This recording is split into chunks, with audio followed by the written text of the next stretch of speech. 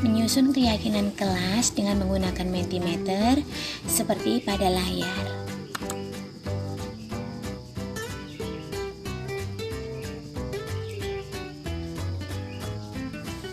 Memimpin kerajaan, ia belum juga dikaruniai oleh seorang putra. Maka, pada suatu hari ia pun meminta orang untuk membacakan doa kunut dan bersedekah kepada fakir miskin. Tak beberapa lama kemudian, Tuan Putri Siti Kendi pun hamil dan melahirkan 2 orang putra laki-laki. Putra yang pertama dilahirkan dan dikaruniai dengan keahlian berpanah, dan putra kedua dikaruniai ilmu berpedang. Maka Baginda pun amat sangat senang dan menamai anak yang pertama dengan nama Syahperi dan anak yang kedua dengan nama Indra Bangsawan.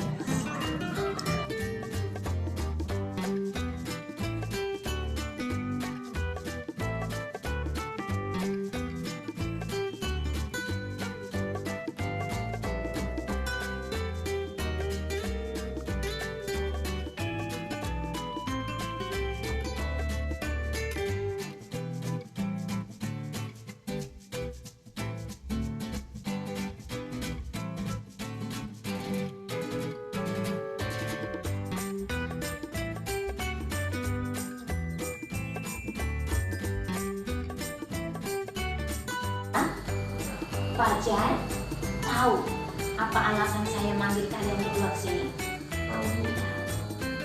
Apa Jar? Main game pas? Pelajaran apa? Bahasa Indonesia. Iya. Apa kesepakatan kelas kita? Tidak boleh main game di dalam kelas karena membawa HP itu untuk belajar bukan main game. Iya.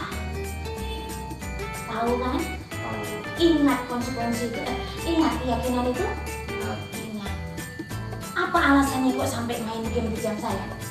Karena tadi malam tuh aku melanjutkan yang gamenya yang tadi loh. Melanjutkan game semalam yang belum selesai gitu. Ya. Sampai penasaran berdua. Apa kongsi semalam? Yang pada Oh, alah. Udah janjian, Jar? Kan tahu konsekuensinya. Wah, ini nanti pasti dimarahin Dewi. Tapi kenapa nekat? karena anak-anak itu sangat besar. Allahu Akbar. Kira-kira ini baik atau tidak? Sangat baik. Apa ini Jar? Terus kalian udah tahu keyakinan kita seperti apa? Mohon tidak diulang. Apa solusi yang mau ditawarkan ke saya dari kalian berdua?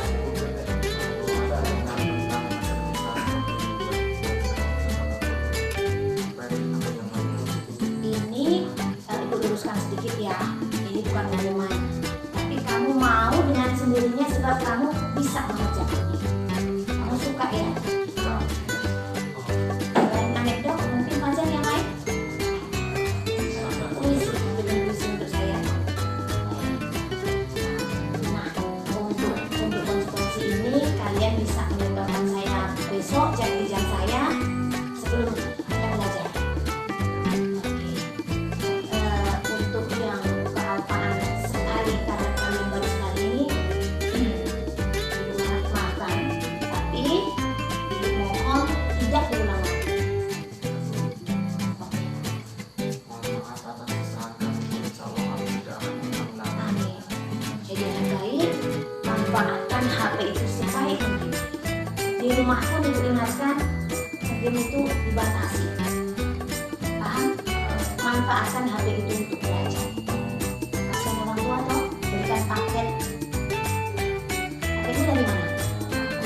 Orang tua. Siapa yang rugi? Kita dan orang tua. Orang paham itu ya. Baik. Tidak saya tetap berdiri karena kami berbudaya di sana.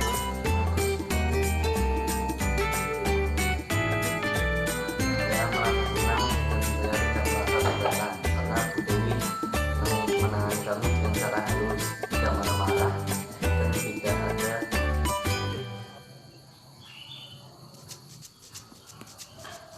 dan kami berdua tidak merasa dipojokkan oleh Bu Dewi. Sehingga supaya kita berdua tidak merasa tertekan. Kami tidak merasa terbebani. Assalamualaikum warahmatullahi wabarakatuh. Saya Rindu Syarati dari SMA Negeri 8 Mangin. Merasa bangga dan bersyukur alhamdulillah diberi kesempatan untuk mengikuti program daring Lanesia, yaitu Gerakan Sekolah Menulis Buku Nasional. Saya pribadi sangat senang karena dapat menuangkan ide serta imajinasi dalam menulis dan tentunya lebih mengenal dunia literasi. Lagi-lagi GSMB ini terlaksana bersama teman-teman seperjuangan. Dengan adanya GSMB ini, saya merasa lebih termotivasi dalam berkarya dan bonusnya kami mendapatkan ilmu dan pengalaman terutama dari workshop yang disediakan pihak Lanesia dan diisi oleh para sastrawan yang hebat.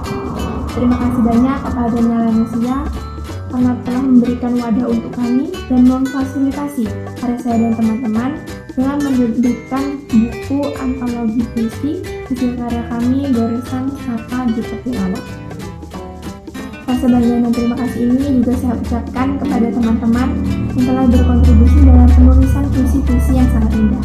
Tak lupa juga terima kasih kepada ibu guru tersayang, Ibu Kunti Dewi Hambawani, yang telah membimbing kami dengan telaten dan penuh kesadaran selama GSMB terlaksana. Semoga program ini terus berlanjut sehingga kemampuan menulis anak-anak di seluruh Indonesia dapat tersalurkan dengan baik. Maka dari itu, ayo nulis. Sekian sekaligus kata dari saya. Wassalamualaikum warahmatullahi wabarakatuh. Ingat, jadi anak yang disiplin waktunya.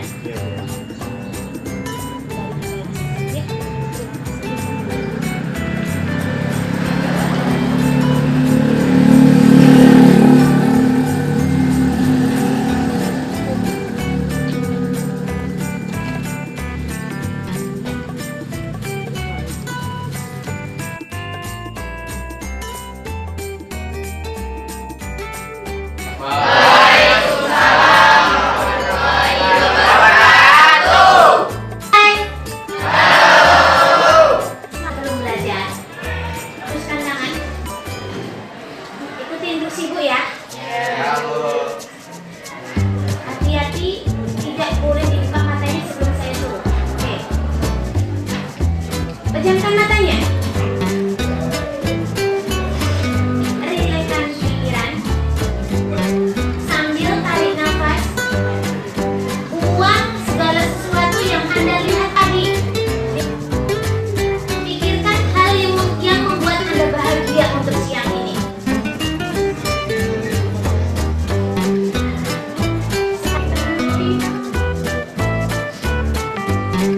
Ada bekas ya. Alhamdulillah, bukan baik.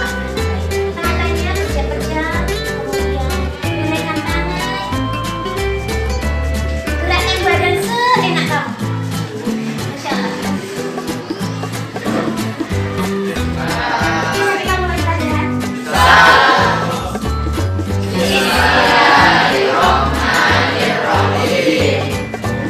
selesai.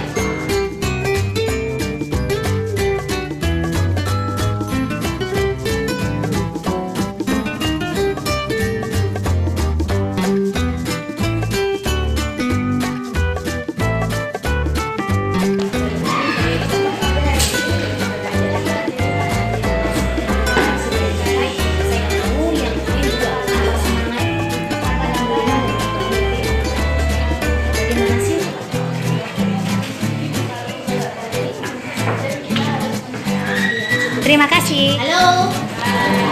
Materi Ibu hari ini sekian. Kita ketemu lagi di hari Rabu untuk presentasi. Tolong ya, semangat ya. Assalamualaikum warahmatullahi wabarakatuh.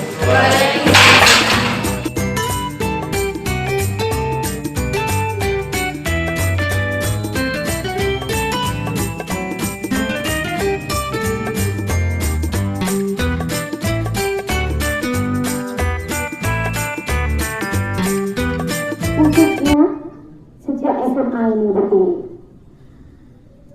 Budaya positif. Apa ya budaya positif itu?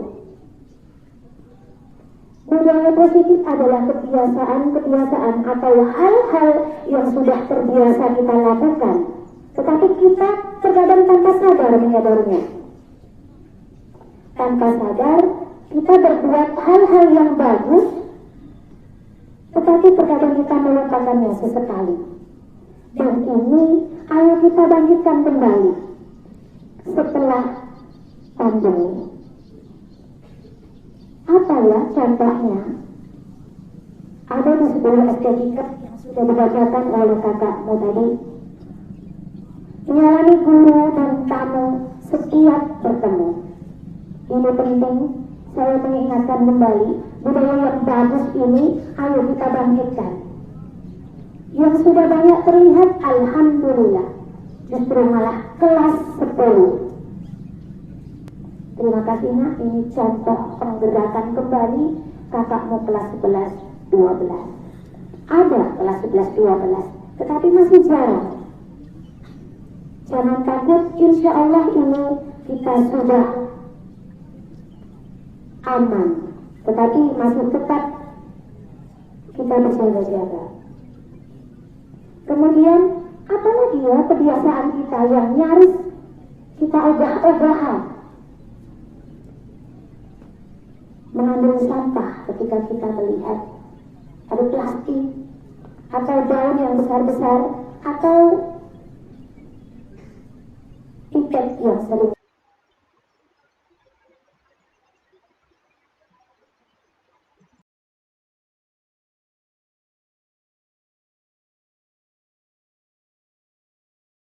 Wabarakatuh. Salam hangat, salam bahagia untuk kita semua, insya Allah. Amin. Yang saya hormati Kepala SMA Negeri 8 Kami, yang saya wakil kesesuaian wakil, yang saya banggakan rekan guru-guru hebat SMA Negeri 8 Kami dan staf TK. Alhamdulillah, untuk kesekian kalinya kita diberikan rahmat oleh Allah Subhanahu wa Ta'ala. Kesempatan hari ini kami CGP Angkatan 5 Kabupaten Merangin akan mensosialisasikan bagaimana penerapan budaya positif itu di sekolah kita.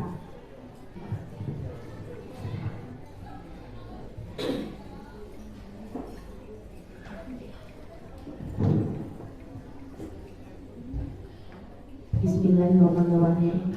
Assalamualaikum warahmatullahi wabarakatuh. Yang saya hormati Bapak Ibu Wakil Kepala Sekolah 8 Merangin, Bapak Ibu CGP yang akan memberi sosialisasi kepada kita semua, kepada staf SMA 8 Merangin.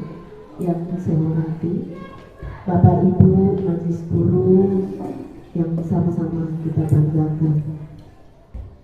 Acara Bapak Ibu penggerak yang selalu nah, dengan cara yang positif yang akan dijelaskan nanti oleh calon guru penggerak kita, nanti bagaimana cara ini nanti kita menerapkan siswa.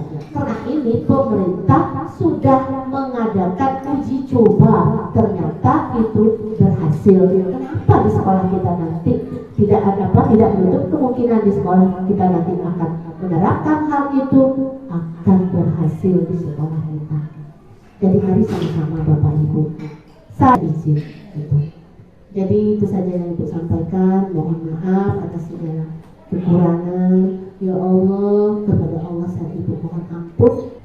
Demikian tadi arahan dari Ibu Kepala Sekolah, insya Allah nantinya menjadikan pegangan untuk kita semua.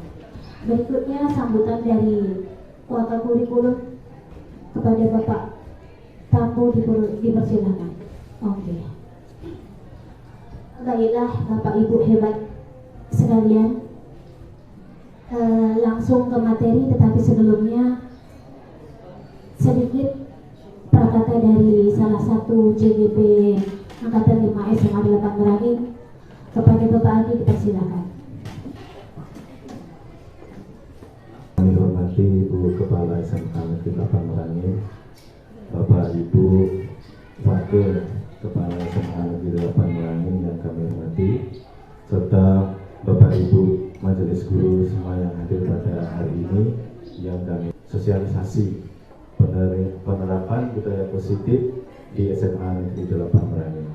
Terima kasih banyak atas waktu yang telah disisihkan kepada kami sehingga bisa mengikuti acara sosialisasi budaya positif di sini.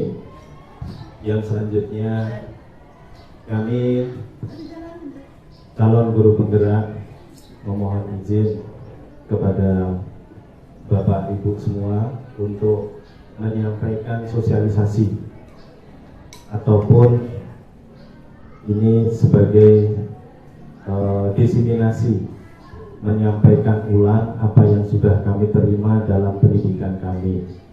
Namun kami yakin kalau arahnya itu positif, itu insya Allah akan membawa kebahagiaan dan akan membawa hal yang baik untuk kita semuanya. Jadi harapan kami dengan penerapan budaya positif di SMA kita ini, mudah-mudahan anak-anak kita menjadi anak yang bisa berpikir secara positif. Sekarang kita langsung menginjak bagaimana budaya positif tersebut.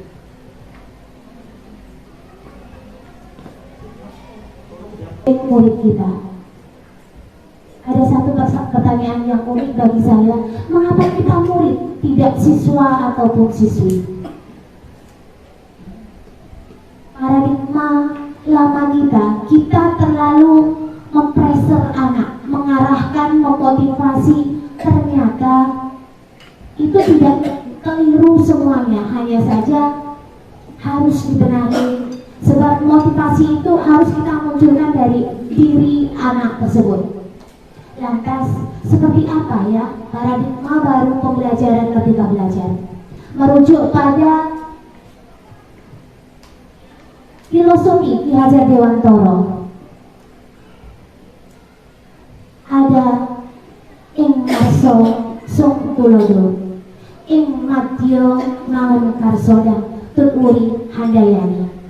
Ternyata 3 filosofi ini yang menjadi dasar perubahan paradigma baru dalam pembelajaran. Harus menuntun anak didik kita mencapai pendidikan yang merdeka, selamat, bahagia, setinggi-tingginya sebagai individu yang nantinya itu juga sebagai anggota masyarakat. Lantas, bagaimana ya cara menuntun yang baik itu? Cara yang menuntun yang baik nanti akan disampaikan teorinya. Kita harus berbudaya positif dalam artian kita harus mengetahui 5 posisi kontrol itu. Sebenarnya bagaimana ya kita menuntun ini? Mohon maaf Bapak Ibu, mungkin saya termasuk aneh dari awal saya ngajar, sebab saya itu tidak monoton di kelas. Ya pokoknya saya ingin anak saya itu belajar nyaman. Itu saja motivasi saya. Dan saya kemudian bagaimana ya ketika kita sudah mengetahui paradigma baru dalam pembelajaran merdeka, sudah kita lakukan, hanya kita tinggal membongkarnya kembali, menggalinya kembali, membenahinya. Dan yang selanjutnya kita harus tahu ketika menuntun anak-anak kita, mereka itu memiliki kodrat dari Allah, kodrat dari ciptaannya. Kalau sudah kodrat dari ciptaannya, sebagai contoh ada rasa takut, rasa senang, marah, emosi, itu kita tidak bisa mengubahnya. Tetapi kita bisa menuntun anak tersebut, oh ya kalau nanti saya tidak bisa mengontrol diri, kalau saya menjadi penakut terus, saya tidak akan berkembang. Ini yang harus kita tuntun dari anak-anak kita. Kita tidak bisa mengubah sifat asli, tetapi mengurangi hal-hal yang kurang baik tersebut, kita bisa. Kemudian bagaimana kita menuntun anak-anak kita yang sudah memiliki kodrat alam dan kodrat zaman. Sekarang zaman sungguh luar biasa. Saya selalu mengingatkan anak-anak saya, hati-hati. Kita di zaman apa ya? Kalau saya mau mengatakan ini zaman globalisasi, bukan globalisasi.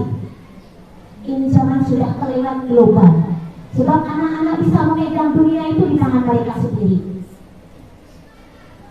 Kita harus mampu menempatkan, oh ya sekarang itu jangan digital. Mohon maaf lagi Ibu Kepala Sekolah dan Ibu Wakil Kesiswaan. Saya selalu membawa HP, menyuruh anak saya membawa HP. Dengan aturan, memang aturan saya ketat. Tetapi kalau di luar aturan saya dan bilang atau diambil guru lain, saya tidak bertanggung jawab. Saya selalu memberikan peraturan seperti itu. Tetapi kembali, sekarang kita menerapkan budaya positif, hilangkan kata aturan, peraturan, apalagi ya, penghargaan. Ternyata, ayo siapa yang bisa menjawab? Ibu ada ini. Ayo nanti tambah nilainya. Ternyata itu, mohon maaf, bukan salah, tetapi jangan digunakan kembali. Sebab penghargaan itu akan mematikan kreativitas, motivasi, inovasi dari anak tersebut. Ini luar biasanya paradigma baru belajar merdeka. Hanya terkadang saya dengan rekan sejawat, oh iya Pak Adi, yang paling utama kita tetap harus berpusat pada murid. Kita tidak boleh mengarah-arahkan, artinya mengatur itu tidak boleh. Biar anak, tetapi kita harus memilahkan, mana ini boleh, ini harus begini. Kita hanya sekedar memilahkan, membimbing. Jadi semuanya nanti akan murid yang ibu enaknya saya begini, kita sayang dulu. Baru kita nanti, oh iya nak, nanti harus bagaimana solusinya? Kita sharing banyak-banyak ke anak murid kita. Kemudian yang paling penting kolaborasi nih Pak Ibu. Ternyata kolaborasi itu nomor kedua setelah kita belajar berpusat pada murid. Jadi dengan rekan sejawat, saya dengan Bu Naga, dengan Bu Sarah, kemudian rekan guru yang lain, baru warga sekolah. Mungkin dari saya sekian. Tidak bisa memaksa anak tersebut. Ibarat disampaikan oleh Ki Hajar Dewantara, petani menanam padi tidak akan tumbuh jagung, tetapi padi akan tetap menjadi padi.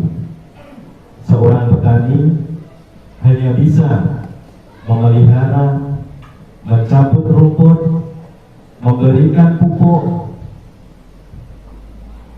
dan memberikan pengairan yang baik, mengolah tanahnya menjadi subur. Itulah yang bisa dikelola oleh seorang petani supaya padinya menjadi baik. Ini ibarat kita Bapak Ibu, kita murid sudah ada. Bagaimana kita bisa menciptakan budaya positif di sekolah kita? Bagaimana kita bisa, tidak ada salahnya kita mengenal budaya positif. Anak-anak karena dia malas, nakal, itu pasti ada alasannya. Jadi seorang guru, kita harus bisa mengetahui perilaku dan kebutuhan dasar manusia. Dalam teori ada 5 kebutuhan dasar manusia. Yang pertama, bertahan hidup. Bahwa manusia ini punya kebutuhan untuk bertahan hidup. Kebutuhan makan, minum, kebutuhan biologis, berkembang dan sebagainya. Kemudian ada merasa diterima. Ini sering sekali kita jumpai anak-anak yang mendapatkan bullying, tidak diterima di dalam kelas atau suatu kelompok.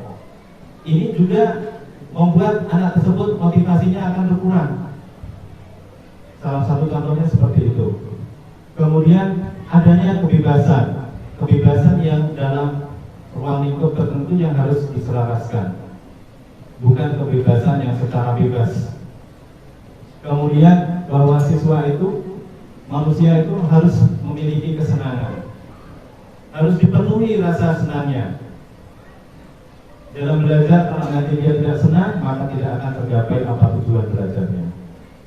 Kemudian yang terakhir, penguasaan atau kompetensi dalam hal-hal tertentu. Ini saya sering menjumpai dalam pelajaran saya. Kenapa anak mengantuk atau malas dalam belajar? Karena ada sebagian itu memang tidak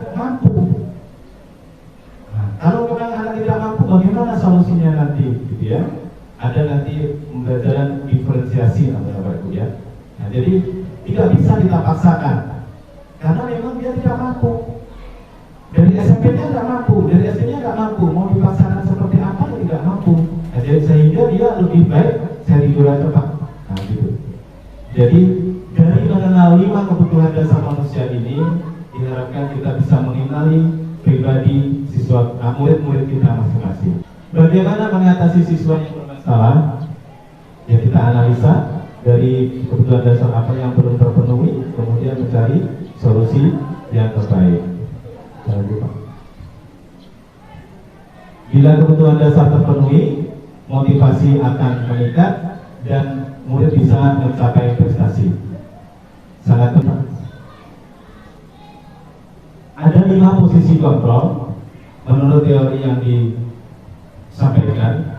Yang pertama ada seorang penghukum atau selanjutnya membuat orang merasa bersalah atau sebagai teman atau memposisikan dirinya sebagai pemantau atau sebagai manajer. Ini yang diharapkan oleh Dirjen BPK bahwa kita diharapkan untuk bisa menjadi posisi manajer. Ada ilustrasi kepalan tangan. Mohon maaf untuk mempraktekannya, Bu Putu dengan Pak Paman, waktunya. Dengan posisi kontrol tadi, Pak Ibu, saya berharap kita memaknainya. Tolong Ibu Kunti kayu atau meminta kepada Pak Aman untuk membuka kepalan tangannya. Silakan. Maman, kayaknya yang di tangan Pak Maman ini sesuatu deh. Iya dong. Dari baunya aja nggak enak ya Bang Man? Baunya wangi kok. Iya boleh. Boleh Ibu minta deh. Nggak boleh Bu. Coba deh sedikit saja gini kan. Nggak boleh Bu. Dipaksa Bu, dipaksa Bu. Pak Maman. Iya Bu. Saya butuh sesuatu dan sepertinya saya yakin ini yang ada di dalam tangan Pak Maman ini sesuatu yang betul-betul saya butuhkan. Jadi saya mohon dengan sangat bantu saya. Baik Bu. Boleh Pak Maman dibuka? Boleh. Alhamdulillah.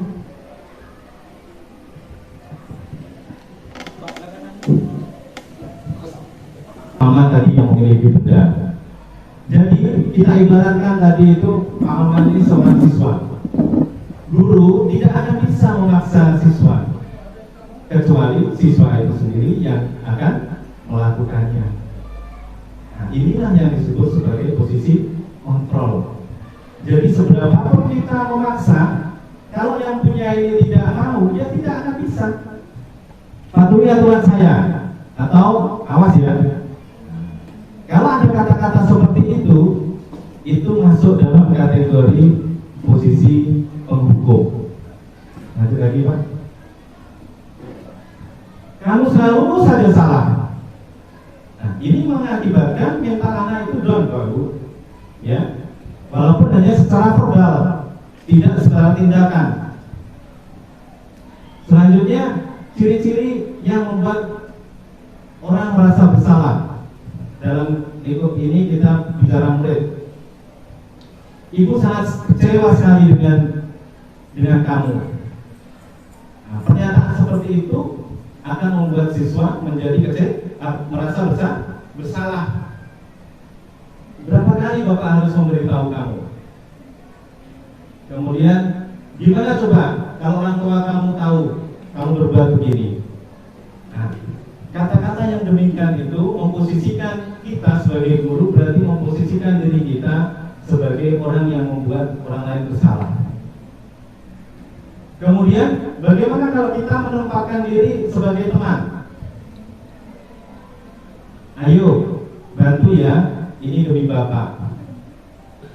Yang selanjutnya adalah posisi pemantau. Posisi pemantau ini lebih kepada menerapkan aturan-aturan baru. Apa yang telah kamu lakukan? Peraturannya apa? Warnanya itu. Kalau kamu melakukan ini konsekuensinya apa? Nah, sebagai guru masuk dalam posisi manajer, di mana guru berbuat sesuatu bersama dengan murid, mempersilahkan murid mempertanggungjawabkan perilakunya, mendukung murid agar dapat menemukan solusi atas permasalahannya sendiri. Jadi bukan kita yang memberikan solusi. Kalau kita masih memberikan peraturan, berarti tidak ada motivasi intrinsik muncul dari diri siswa tersebut. Motivasi intrinsik itu motivasi yang timbul dari keinginan siswa sendiri, Bapak Ibu. Itu motivasi intrinsik. Bisa kita raih dengan cara bertanya seperti ini. Kalau kamu sudah berbuat seperti ini, apa rencana kamu untuk memperbaiki hal ini? Apa yang kita yakini? Kita kembali kepada keyakinan kelas. Kalau di kelas tersebut sudah ada keyakinan kelas, hukuman itu bersifat tidak terencana atau spontan, dan biasanya satu arah, datangnya dari seorang guru. Begitu juga peraturan, siswa harus masuk jam 7.00. Betul, ini peraturan sekolah, tetapi ini datangnya dari sekolah, bukan atas kesadaran siswa. Dalam budaya positif ini, sekolah diusahakan untuk bisa membuat keyakinan kelas masing-masing, bukan berdasarkan peraturan. Sedang konsekuensinya sudah terencana dan sudah ada kesepakatan disiplin. Namun di sini murid belum menerima kesepakatan tersebut dan murid belum bisa menyadari atau belum bertanggung jawab atas perilakunya. Penghargaan dulu kita agung-agungkan. Kalau di dalam kelas kita harus selalu beri tepuk tangan kepada anak-anak yang mempunyai semangat atau telah melakukan pembelajaran dengan baik, melakukan tujuan tertentu. Namun di sini menurut Alfikon bisa diambil pelajaran bahwa penghargaan itu mengurangi ketepatan. Nanti dia dipuja, akhirnya tidak tepat lagi. Melambung tinggi, akhirnya dia sudah tidak konsen lagi. Juga penghargaan ini merusak hubungan. Segitiga restitusi bentuk. Pada dasarnya di sekolah kita itu ada yang namanya disiplin positif. Disiplin positif itu muaranya yaitu dengan budaya positif. Dengan adanya segitiga restitusi ini, kita memahami bagaimana kita membuat siswa itu mempunyai keyakinan dia sendiri dan yang harus dia lakukan sendiri. Jadi seperti itu, Bapak Ibu. Nah, dalam segitiga restitusi ini, segitiga adalah suatu proses dialog atau membentuk karakter siswa yang dijalankan oleh guru atau orang tua agar dapat menghasilkan murid yang mandiri dan bertanggung jawab. Dan segitiga di sini menuntut kita sebagai guru untuk menyelesaikan permasalahan yang terjadi dengan tetap bertujuan menjadi murid yang mandiri, bertanggung jawab dan merdeka. Dalam arti merdeka adalah dia mampu menyelesaikan kesalahannya sendiri dengan bahagia. Seperti itu. Nah, dalam segitiga restitusi itu ada 3 langkah, yaitu menstabilkan identitas yang pertama, yang kedua validasi tindakan yang salah, dan yang terakhir menanyakan keyakinan. Menstabilkan identitas di sini adalah kita memberikan kepada siswa yang dalam arti ada siswa yang bermasalah. Di sini kita bisa sampaikan, nah, setiap orang pasti pernah melakukan kesalahan seperti itu. Itu validasi tindakan yang salah. Di sini dalam validasi tindakan yang salah ada sebuah pernyataan di sini, kamu tentu punya alasan mengapa melakukan hal ini. Dan yang terakhir yaitu menanyakan keyakinan. Dalam hal ini menanyakan keyakinan yang pertama, keyakinan kelas apa yang telah kita sepakati. Jadi kalau kita di dalam kelas itu ada sebuah keyakinan, misalkan apa? terlambat 5 menit, apa keyakinan kelas?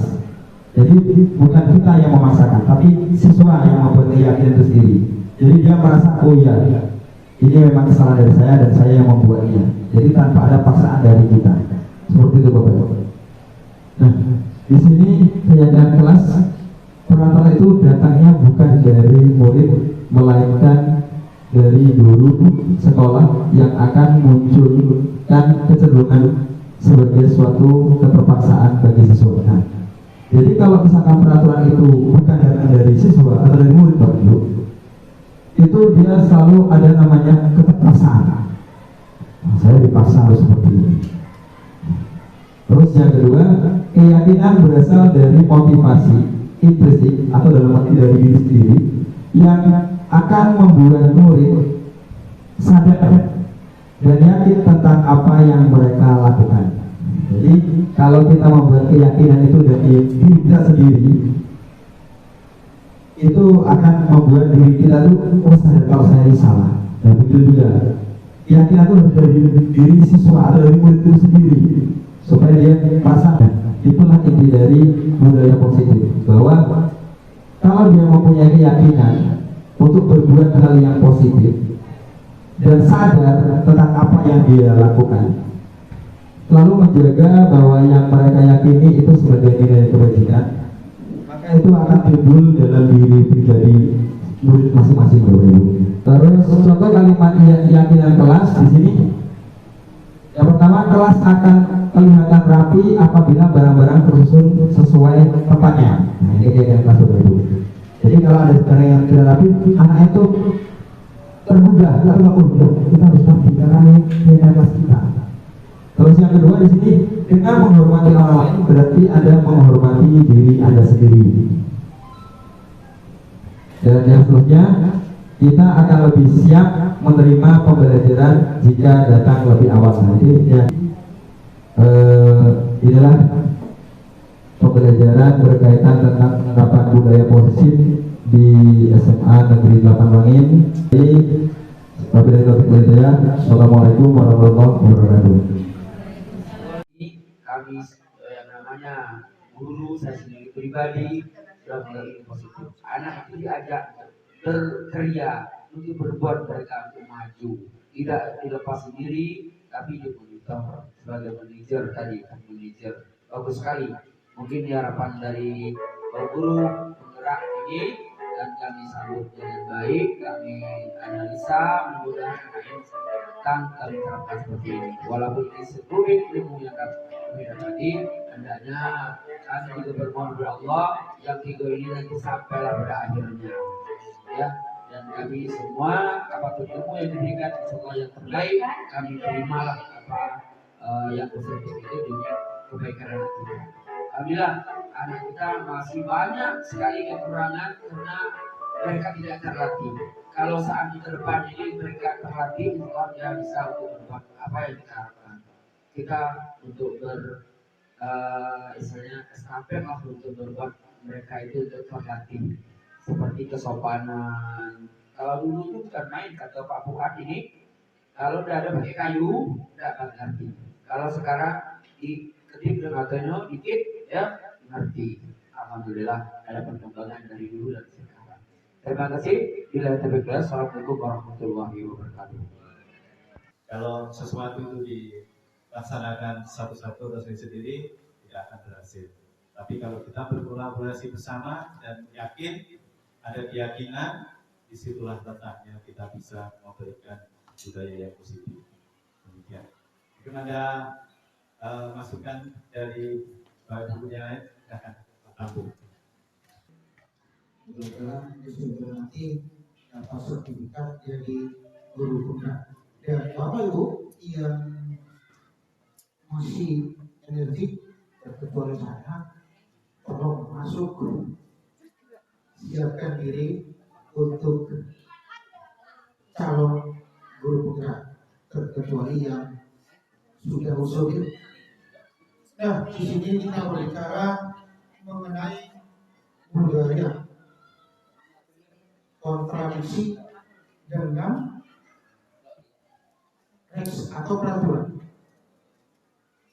budaya positif di sana dinyatakan mengurangi punishment dan reward.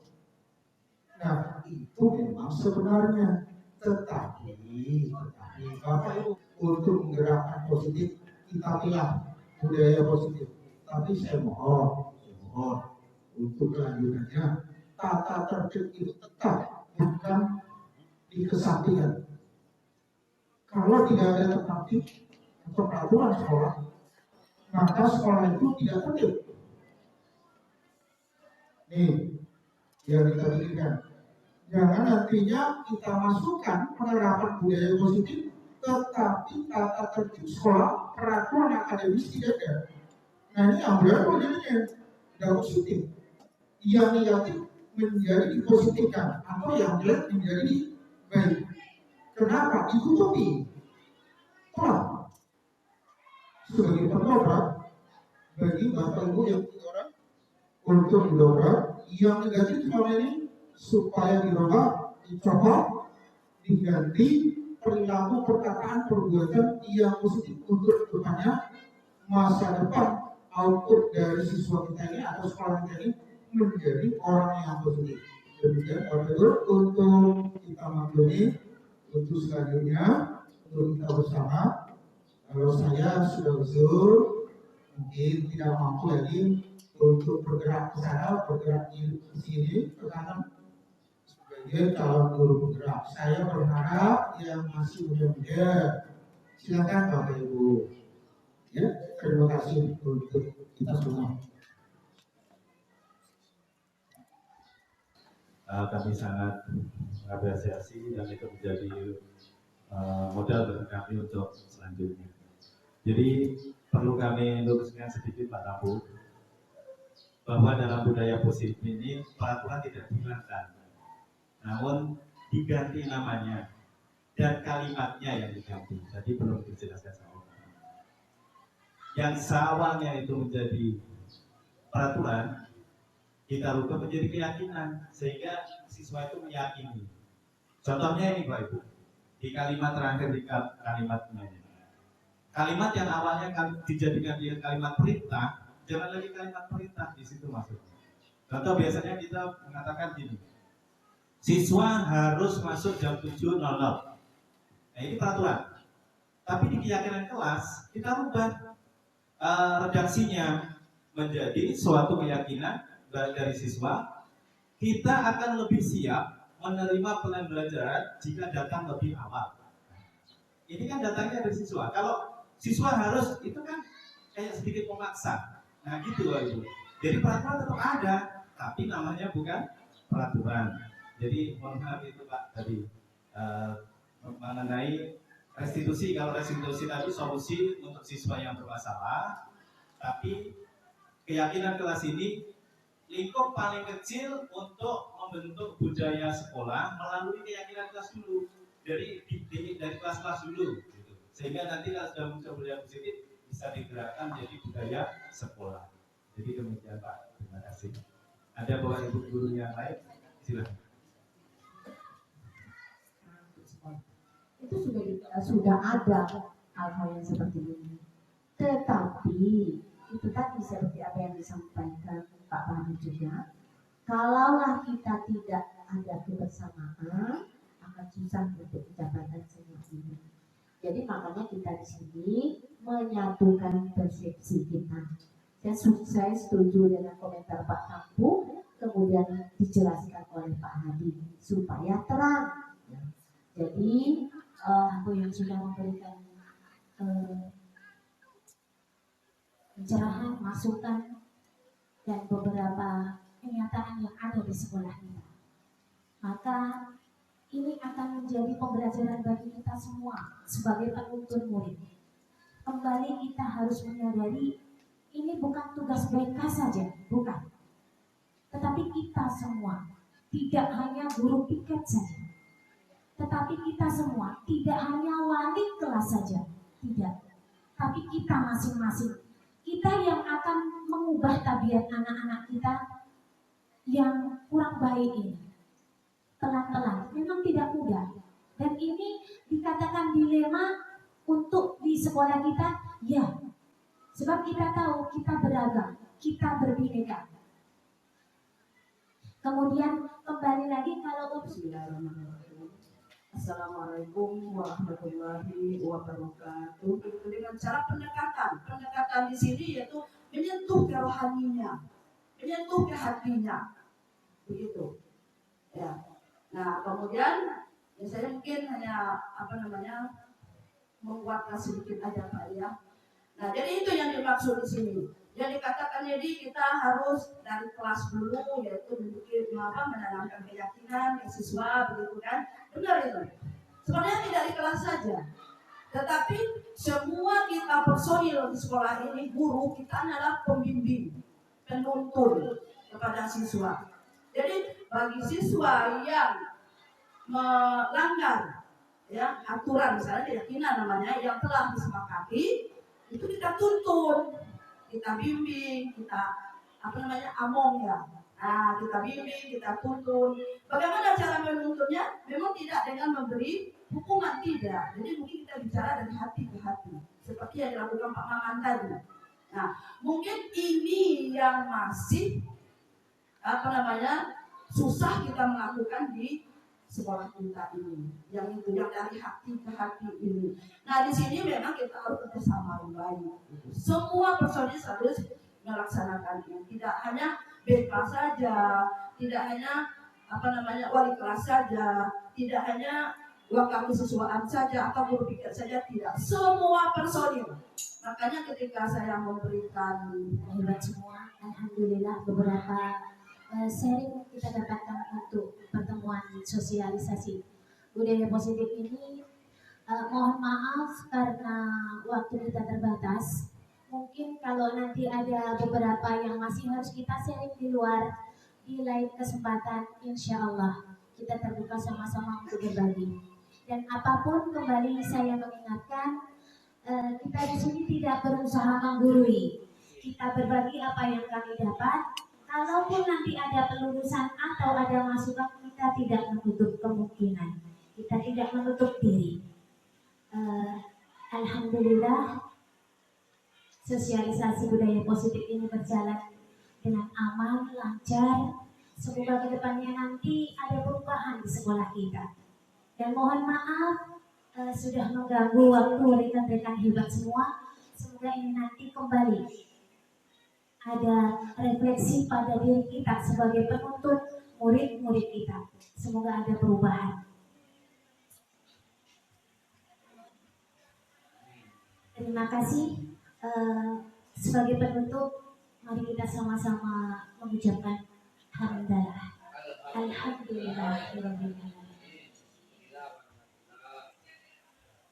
Assalamualaikum warahmatullahi wabarakatuh. Selamat pagi. Terima kasih Ibu.